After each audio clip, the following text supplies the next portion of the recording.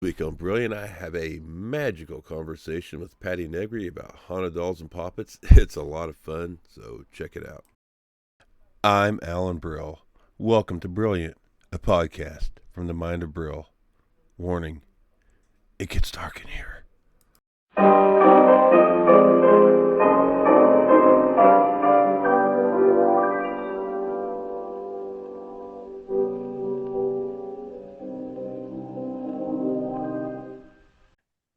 This week on Brilliant, we're talking haunted dolls, and I'm honored to bring in an expert on the subject. You've seen her on Ghost Adventures, and she's the host of the Witching Hour podcast, the VP of Paraflix.com, and head mistress of UniversityMagicus.com. She's the best-selling author of Dollcraft, A Witch's Guide to Poppet Magic and Haunted Dolls, and I'm excited to have her on tonight. Good witch and psychic medium Patti Negri, welcome to Brilliant. Thank you so much. Thanks for having me on. Oh, it is a pleasure. Now, at first, I thought to myself, I'm a masculine guy. I'm not much of a doll guy. And then I got to thinking about, I was little, I'd have my He-Man guys spread all over the living room floor, and my mom would yell at me, pick up your dolls. Like, they're not dolls, they're action figures. But, really, They're they were dull. dolls. Yeah. And I got, Funko Pops all over my bedroom and, action figures of Jason and stuff. So I guess I'm a doll guy. A dull guy. And these days, modern days, I know of more even men than women now into our paranormal world. More, collectors of dolls and haunted dolls are more men than women, like Zach Bagans and Hilton Castay. And Matt, I know regular men have Right. bigger doll collections than I do, which is saying a lot. Now, when we say haunted dolls, especially these days, I think the first thing to pop in everybody's mind will be, Annabelle. And, as a Gen X, of course, I think Chucky comes to mind, Robert the Doll, and that, Yeah. that, that malevolent little doll in the great Richard Matheson's short story Prey is in Trilogy of Terror with Karen Black, that little, the Cupid doll or whatever. So, I mean, they got haunted dolls and progressive commercials. So they're all evil, right? They're not all evil. Oh, No, in my book Dollcraft, I talk about how if you want to have a haunted doll, have a positive haunted doll. They are just as spooky, just as mysterious. They move stuff around your house, they make noise, you hear the footprints, you hear everything, but they're not going to drain your energy and make you sick the same way a negative haunted doll. Just I think most people are good, most spirits are good. We, especially in the media, just make everything look negative because, like, if you're watching the nightly news, they're not showing you all the good news going on. It's the bad news. When we do investigations on Ghost Adventures or with my YouTubers, you're not going to the great hotel they got married in and hung from the chandelier. No, you're going to the prison. You're going to the serial killer's house. You're going to the mass murder spot. But if you walk to a ball game, a mall, or whatever, you look at the people. Most people are good. Most people are good. You yeah. might find a mass murderer or serial killer amongst some, but not most. Most spirits are good too. It's just the bad ones get all the credit. And if you're a disembodied spirit, say you're a ghost looking for a vessel, you don't have to have one, but you're looking for one. What are you going to want to go into? A flower pot or something with eyes and a nose and a face? Eyes and Absolutely. a face, yeah. Absolutely. They're not all evil. That's Hollywood and media and the movies. They don't make happy haunted doll TV shows and movies very often. Now, how can how do you know if you have a haunted doll? What are some signs? Some of the signs are, again, first look at yourself. This little thing that popped on, we could turn that off. I don't turn it on, but it says that I do, but it's haunted. Um, I could leave it on and I don't know where it goes, or I could call opt out. It does it every time. I'm going to opt out. I don't know it's haunted. Hold on. It should turn it off There or we go. not. That should Hey, sorry there. about that. That's okay. Anyway, So where were we? Oh, how to tell. First off, look at yourself because again, what they're going to affect is our energy. If you're like getting in bad moods a lot for no reason, you're extra tired, you don't feel well, your focus keeps going to that doll in the corner, that whatever in the corner, it's probably a negative haunted doll and going to drain your energy. Now, a positive look, the signs you look for to be haunted in general is things moving around unexpectedly, just like any infestation or haunted house. Sounds, knocks, things. You could test it, things like light a candle. Okay, if there's a spirit in this doll, make the candle dance, make the incense waft this way, just like how you do to test spirit, or use your paranormal equipment. If you're a There you paranormal, go. your K2 meter or your Ovilus or anything like that. So the same way that you do with a house, but again, we are our very best ghost radar, ghost meters is our personal thing. If it, even my positive one, Belle, one, actually she's upstairs right now. I got the negative spirit out because I wouldn't let the sun set before. I don't want something that dark in my house. But even the positive one drained people's energy for a while. So I just had to keep the herb rue in her little hand, in a little packet in her hand. People use salt or cascarilla powder or sigils and symbols because it really is bringing an energy in your house. You have to think about if you want that energy in your house. Right. Now, say you're out at a thrift store, secondhand store, antique store. How do you know if the doll there is maybe haunted or not? Like maybe you're looking for one, or maybe you want nothing to do with them. But is there any way to Trust tell? Yeah, trust your intuition. I mean, not always immediately, not like it says haunted on. If it says haunted on the thing, there's just as good a chance it isn't. Like some of the eBay stuff, I warn people about that again in the book. Like, if that one seller has had 912 haunted dolls with all this long, beautiful stories, and the exact history, it's like, really, Yeah. really, it might just be a creative writer you sitting there with Chat GPT, and they might have just picked it up at the thrift store. There are legit ones online, of course, but I think the best place is the thrift store, the antique store. See where you're drawn to. See the one. We all have that intuition, like you say you're not psychic. We all have it in us. We just turned it off. Our modern Western, complete left logical brain focused, non-mystical society and put everything into logic. But we go like, wow, I keep paying my attention to this doll. Let me see what it is. Get it if it's cheap. Otherwise, come back the next day, fill it out. Am I being drawn there? If you work with divination methods, bring your dowsing rods, bring your pendulum.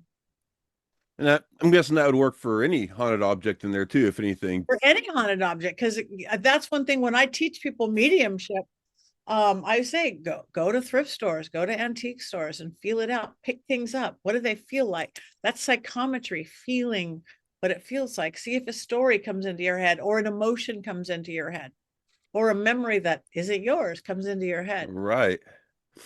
Now, the book Dollcraft, and it's just awesome. I love it. And it's great for beginners because I knew nothing going into it or whatever, or however you want to say it. But I say that to say this, like if you have a doll and you're like, oh, I really wish it was haunted, you can inspirit it, but that's maybe not for beginners. Maybe you seek some help for that, but is it possible to A hundred inspirit it? percent. I 100%. And yeah, you just have to be careful. If you've never done any kind of magical work, manifestation work, go really slow, but you can do it. And again, just be careful, cautious what you ask for, who you're asking for it, how you set up your sacred space, work within your belief system, your religion, your belief system. You work with angels, surround yourself with your angels. You work with Jesus, call with a Christ light. You work with dragons, work with your dragons. And then be very, so not just, you don't want to, any disembodied spirit come in. You Yeah. don't let anybody walk into your home, right? Anybody come on in, Sarah. You're very picky of who you allow in. The same thing with spiriting a doll. Right. And we get a doll could be classified as many things as a toy. So I just want to make sure we talk about the ethics of housing a doll, make sure you're not just doing it for your own entertainment or what have you. Right. If, Well, my rule is consent, like with everything. yeah. You don't want to force a spirit into a doll. You don't want to command or demand a disembodied spirit or into a doll. If a spirit wanted to leave one of my dolls, You have to. No one wants to be forced, and no one wants to be disrespected. My other big rule is respect. Respect. It's a, I mean, not a living being, but it's a living being. So be res oh, my ghosts are being really active upstairs. Play the drum and nobody's home. Oh, Ah, wow. that's because I left my main doll upstairs. Ah, Bell upstairs. Belle. Sorry, Belle.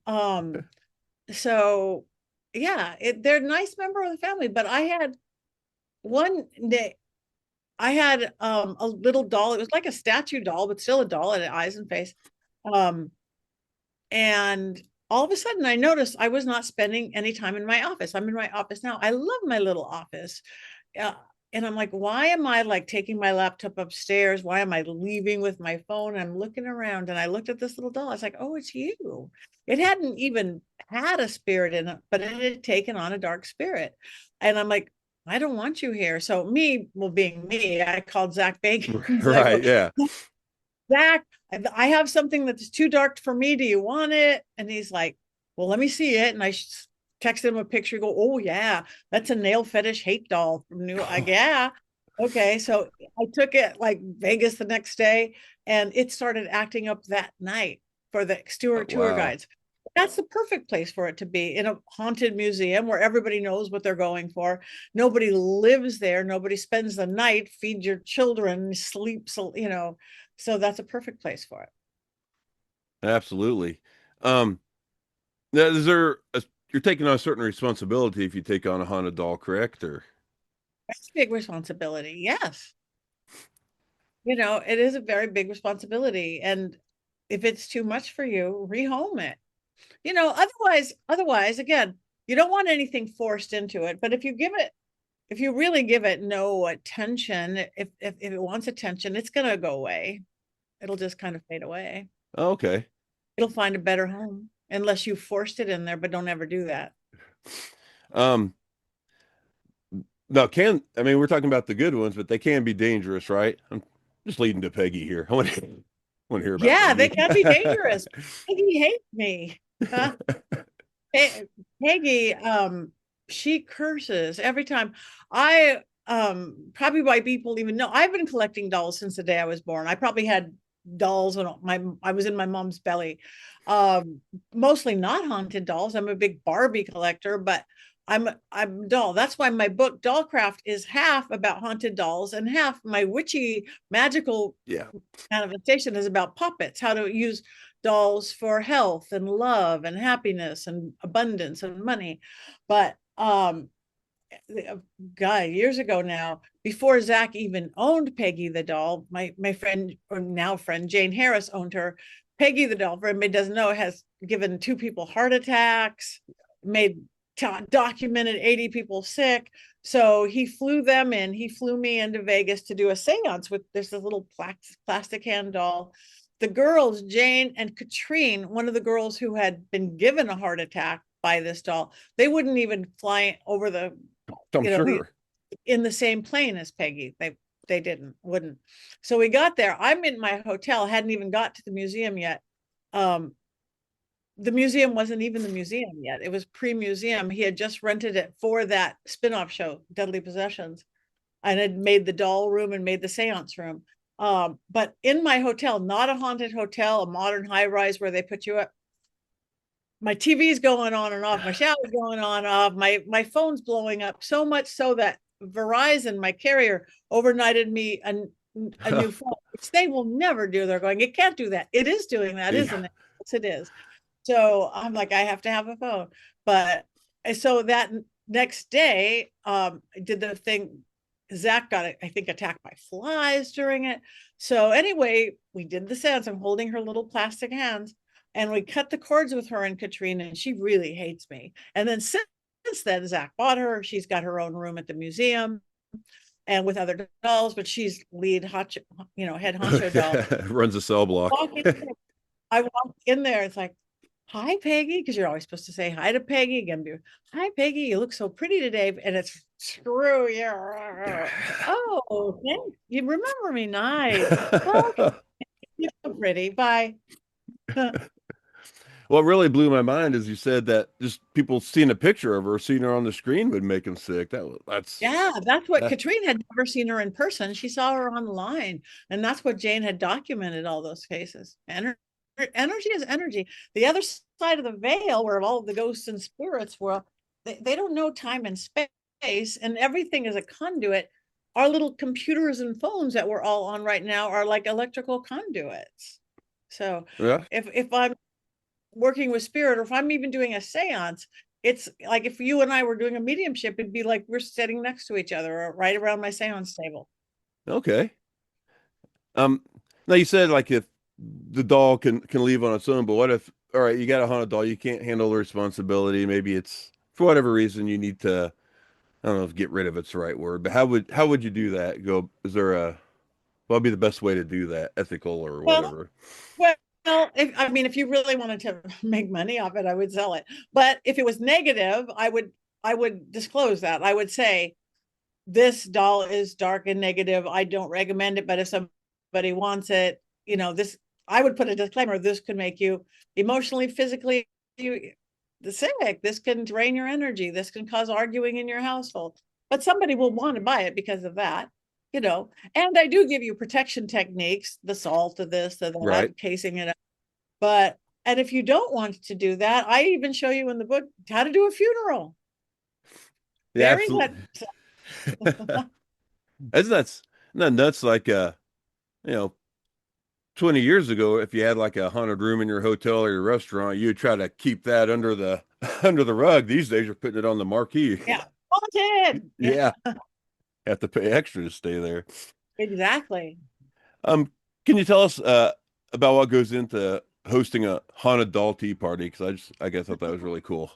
I know that it's well because the world is into it, and if you're in a paranormal world, you probably have paranormal friends. You watch the podcast, you have a team, and everybody likes to show off their dolls in this convention. So, really, it's again taking into consideration you're bringing in spirits. I made it real kind of fun and cute. Set the dolls and bring yourself. Set your space again because even though it's a fun, light, silly little thing, you are lifting the veil and you are working with spirits. So you do kind of want to, you know, you might have to go this. I'm feeling like my doll Peggy is not getting along with my doll Salem, and I've had to move my dolls around even not at a tea party. But I just thought it would be a fun, since dolls are so popular now, and since people are gathering doing paranormal things, I'm supposed to be doing one coming up. Uh, I don't know, after Halloween. I don't know if it's November or December. A haunted doll tea party at the Lizzie Borden house. Oh wow, ah, that's going to be That should be interesting. fantastic. Again, we're going to have to deal with we are at the Lizzie Borden house and having a haunted doll tea party. Yeah, it's really going to pop off, I would imagine. Yeah. I mean, will our dolls be scared? Like, Um, let's talk about poppets now. Um, Everybody's going to compare them automatically to, air quotes voodoo dolls, but yeah, let's talk about poppet magic because that yeah, was. puppets. People do completely mistake them for voodoo dolls, and I'm not an expert on voodoo dolls. So, but puppets are used. Dolls have been used in magic and healing forever and ever. They're a little more handmade. I have a couple right here. Here, I'm disappearing. I'm a ghost. Coming back. I'm a ghost. Dun, dun, dun, dun, seeing all my dolls. This, for anybody visual, is me. That's my puppet for me. She wears a necklace I always have on. She has my name on it. I stuff her with herbs, and she has a crystal for a heart. And like say again, she protects me. I'll put her in a safe place when I'm out into scary places. Now, say if I had a headache, which I don't really get headaches, but if I had a headache, I would stick a needle in her head like acupuncture and my headache would go. The representation, they are sympathetic magic. Here's another little fancier one. Here's a big one. You could have them I make them out of paper napkins all the time because sometimes you want to burn them up if it's part of a magic spell. Sometimes you want to bury them, and I don't want to do anything that's going to be toxic. Sometimes you want to put them in a river or the ocean. You don't want to do anything that's toxic. So this has some natural herbs in it, the most biodegradable little white paper napkin that you can get. Um, and they're really powerful magic. Again, have one for love, to find you your lover you want. Have one for health, have one for abundance, and maybe a nice green one for get you a new job or abundance. Again, they're just a representation of this magic that you're doing. Make a ruggedly handsome one with some headphones and a mic to help me out. Exactly. And if you want to make it look a little bit like you, go, I'm going to draw a little beard. I'm going to draw a little glass. You don't have to. She doesn't look exactly like me, but I have one little thing, this one necklace that I always wear, my pentagram. But some people get real fancy and they look just like them, look like your kids, your dogs, your cats, or put them in a nice protective place. Yeah, that's So, something I think people might think, oh, I'm not crafty enough to do it, but the instructions right here in the book, anybody can do it, or you can buy and the. I am the least crafty person I know. I am about, oh, sorry, it's old school. Can't talk. I'm about as crafty as a drunk 6-year-old. I drunk 6-year-old. This is about as good as I could do. This is one paper napkin. This, you could see my stitching, she needs restitching, is horrible. You don't have to be craftsy. The uncraftsy ones are just as good as the craftsy ones.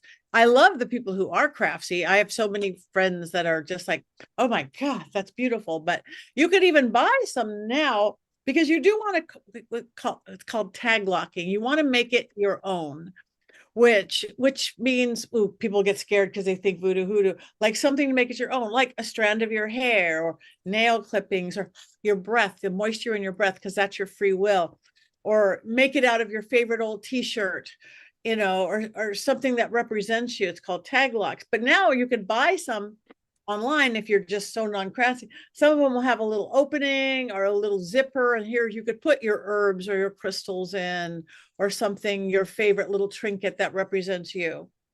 They just tag lock it. Really easy. uh, I got, like I said, brand new to all this. I got a silly question about the tag locking because I seen that like hair or fingernails are the most powerful. Does that have anything to do with DNA at all, or? Yeah, well, I probably it's yeah, probably if we go look at it scientifically, it's going to be DNA. But again, this is part of our life force. That's just like when you ashes. I mean, I wear my mom's ashes. She's not in here, but that has representation of her. People care. They're making them into jewelry and all sorts of things now. But I think when you have something that strong, like saliva, bodily fluids of any kinds, clippings, and that's part of you, literally part of you. And yes, scientifically, that'll work down to DNA. um Now I'm sure there are some spiteful people out there and they might want to use these for negative reasons. It's a bad idea, yeah. I think it's a very bad idea because you have to live in the world you create. I'm not, I'm a good witch, and good witch means a lot of things. I'm really good at what I do, and I only do positive magic because it's not good or bad, heaven or hell. But you have to live. I'm in the magical world. What you put out, you get back 3 times. That's an oversimplification. So if I'm sitting there putting out hexes and curses, I could be hex and curse. It's a world you live in. If I have somebody who hates me, whatever, send them love, put up defense. I will do defensive magic. Oh, Oh, yes. sure. I will do binding music. If somebody's threatening me, my dog, my cat, my husband, my home, I might make a thing, tie them down, bind them, but it not to affect any part of their life except the life that bothers me. Right. So again, that's defensive magic. But if I'm sending out all these hexes, because everybody I know who does, again, not good or bad or evil, but you live in the world you create. The people I know some powerful magicians, witches, whatever they want to call themselves, who will do negative magic, and they start getting less and less happy. Less and less happy turns into anger. Anger so often turns into paranoia. Paranoia so often turns into illness and beyond, because again, it's such a low vibration. I don't talk good good or bad. High vibration, low vibration. Low vibration makes you sick. Like even, I mean, this, I'm not saying this is why she's dead or anything like that, but it's just an example. On Ghost Adventures, Zach loved to do Good Witch, Bad Witch with me and Lady Snake. There was this beautiful witch in the UK. He would love to not see each other and put us together where she's doing bad magic and I'm doing good magic. I liked the woman. I respected her ability as a magician, but she's passed on already, and I'm going to live for Hey, decades. that's right. I love that you live in the world you create. That's a Live in the fantastic world. way to look at it. So, um, also I want to talk about the love magic, the love spells. It might be best to leave that open-ended, like instead of putting a specific name. Yes, 100%. Because to me, that's the difference in sympathetic good magic and not good magic. Because I don't manipulate. You manipulate your world. Like if you go, okay, if somebody comes to me, it's like, I want to bring the love of my life. Okay, let's find you the love of your life. I can do that. Let's maybe do a red puppet, maybe do a mojo bag, maybe do some candle magic, all of the above. Now, if they say, I want Bob because I know Bob is the love of my life, I could probably make Bob do it, but we don't have Bob's permission. So now all of a sudden, now that's manipulative magic. And what if I make Bob fall in love with you? I could, and it was you weren't supposed to be with Bob. Yeah, He turns out to be the evil stalker, and you go, get rid of Bob. I can't. He stabbed me 17 times. right. You know why he's obsessed with me? But But again, if you go bring me the love of my life, and we just do it, and we don't say Bob. Guess what? If it is Bob, it'll work on Bob. But to me, I've seen more love spells go bad than any other one because I know they're their soulmate. No, you don't. I yeah, know that I know that we've been married 100 lifetimes. Okay, then let's not do it on that person. And if it is, you're right, great. Otherwise, you're going to get somebody better than the person you're supposed to get. That, I mean, everybody's going to have different opinions on that. And I know people who will certainly do specific love spells on specific people. But how often it turns out bad, not yeah. worth. Yeah, like you said, the ethical consent, of course, everything consent, and then yeah, be careful what you ask for sometimes. Yeah, he's a stalker. Yeah. Yeah.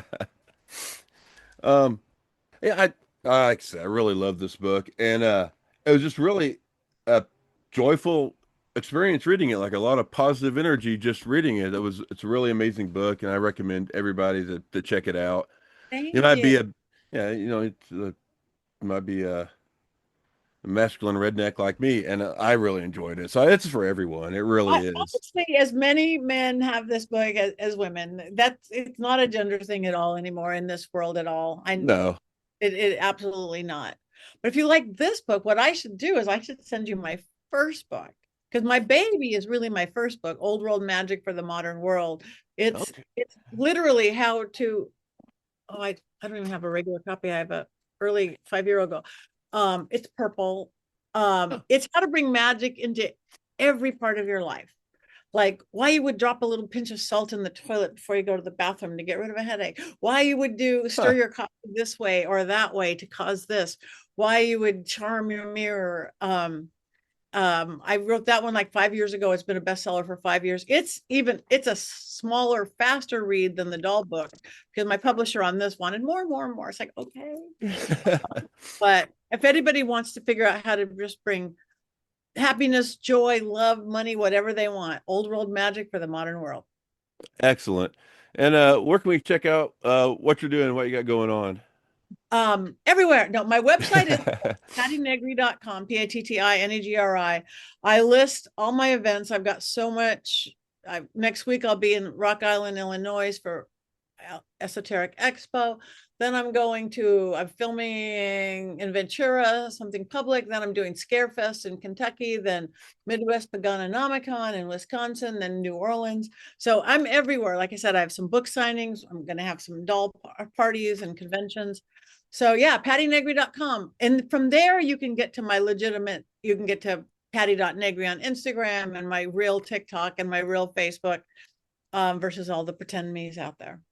Right. And you And do uh to readings and classes as well on there, I right? do readings and classes. I do. I have a school. I started it like 5 years ago, I'm like, let's write a book. Let's start a school. Let's start a streaming network. Okay. Well, because I have 3 8 minutes a day. I started University Magicus and I teach. I have about 20 teachers now. I teach mediumship development, psychic development, spell casting. I have people teaching paranormal stuff. I have a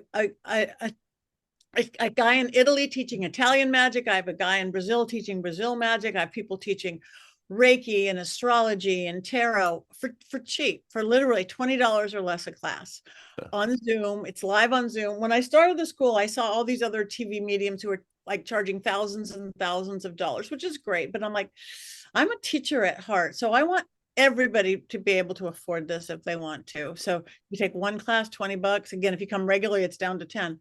So I started that, universitymagicus.com or magicu.org. And at the same time, we started, when all the streaming came in, I'm like, oh my God, I've seen everything on Travel Channel and Discovery Yeah. 1,000 times. I've seen my shows, everybody else's shows. So my partner Natalie and I started Paraflix. We call it the Netflix of, it's way cheaper though, $4.99 a month. And it's professional as everything else is Netflix and everybody else. It's a beautiful app. And it's all paranormal, adding more and more horror, adding more and more spirituality, but stuff you haven't seen already. Right. That's awesome. Well, again, thank you so much for coming on. And it was just Thank it was a joy. you. Well, there it was, folks. What a wonderful person. What a great conversation. And as you exit my noggin this week and head out into the real world, remember, as Patti says, you live in the world you create. I'll talk to you next week.